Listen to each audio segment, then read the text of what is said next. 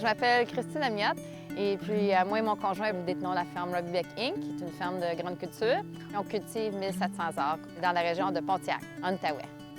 On a du maïs, on a du soya, mais on fait aussi beaucoup de foin pour les vaches.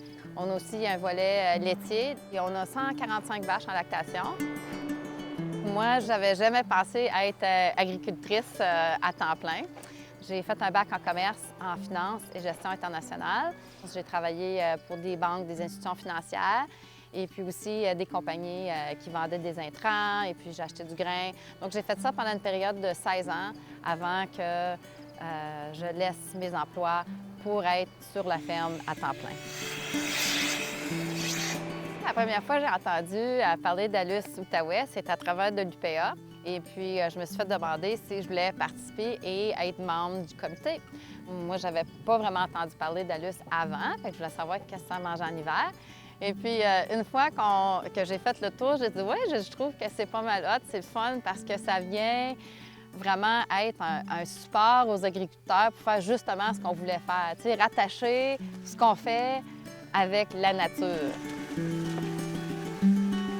Donc, la problématique que nous, on avait sur la ferme, on a installé un système de drainage et puis qu'est-ce qu'on a vu, c'est qu'on a commencé à avoir des problèmes d'érosion.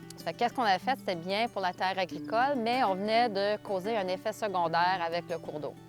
Donc, c'est avec Alus qu'on a eu un support technique et aussi financier pour pouvoir implanter une bande riveraine beaucoup plus large que le 3 mètres, même des places 10 mètres pour protéger le cours d'eau contre l'érosion. On est ici en avant de notre projet Alus, à l'île du Grand-Calumet. Mon mari Robbie est en train de faucher parce que présentement, le projet est en phase d'établissement. C'est la première année, donc on veut donner toute la force de la plante pour qu'elle s'établisse des racines et puis qu'elle continue à bien croître. On est vraiment content de la façon que l'herbe s'est établie. Donc, on va vraiment voir l'impact de ça au printemps prochain parce que c'est là que les eaux sont vraiment les plus hautes. Mais déjà, ça a l'air très bien. Et puis ça, avec les cultures de couverture, je pense que les deux choses ensemble, ça va vraiment aider au cours d'eau. This looks really good. Fait que ça, c'est du panais sauvage. C'est une espèce envahissante. Puis c'est venu s'établir juste dans les dernières années. Mais une fois que ça a commencé, ça a comme pris feu.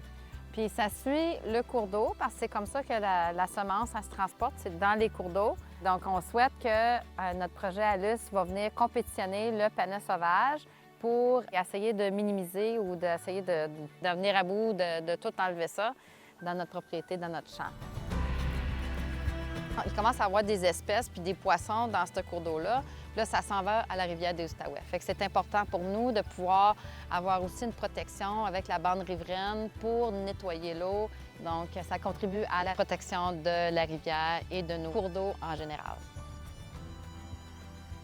L'attachement qu'on a pour l'environnement, c'est pas unique à la ferme ici. Les agriculteurs, en gros, on travaille avec nos terres, on travaille avec la mère nature, on travaille avec tous ces éléments-là à tous les jours, puis c'est très important pour nous. Moi, j'aime tout ce qui se rapporte à l'agriculture. Moi, je trouve que c'est tellement... Ça me remplit le cœur. C'est peut-être un petit peu quétaine à dire, mais tu sais, j'arrive, puis j'ai mes vaches qui sont ici, puis je suis entourée de mes animaux. Puis quand je viens ici à tous les jours, puis comme je vois le coucher du soleil, je me sens tellement choyée d'être dans ce domaine-là. J'ai hâte de venir au travail à tous les jours puis voir qu'est-ce que la journée va me porter.